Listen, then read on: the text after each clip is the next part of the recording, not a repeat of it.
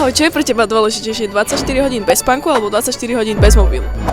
No ten spánok je celkom dôležitý, ale na telefóne som celkom dosť. Podľa mňa ten telefón pre mňa asi dôležitejší. A aký je tvoj screen time? 12 hodín aj 53 minút. Tak to je naozaj dosť, no tak to si ideálny kandidát na našu výzvu. Myslíš si, že dokážeš len tak túto na ulici 10 minút relaxovať s našou Moonmask? To je bez problému. Ale bez mobilu. Ale hej, to by som mal zvládnuť. Tak si ju môžeš poskúšať, že čo na ňu hovoríš.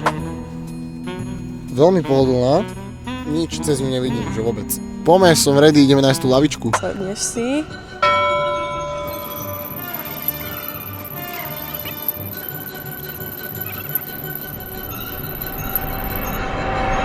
Ale počkaj, čo sa stalo? Som to nevydržal, prišla mi notifikácia, musel som, už ma to tak ťažilo, vrelo to v tom vrecku. Takže to, čo si povedal, bola pravda, že závislí na mobile. Že úprimne cez to fakt, že nie je nič vidno. Skoro som zaspal, ale tak to vibrovanie v tom vrecku ma proste prebralo a nemohol som to vydržať. Tak našou výzvou si neprešiel, ale radšej ti dáme túto Moonmask, aby si mal kvalitný spánok. A keď budeš mať ten spánok naozaj kvalitný, tak ti pomôže sa lepšie sústrediť a lepšie aj zrelaxovať.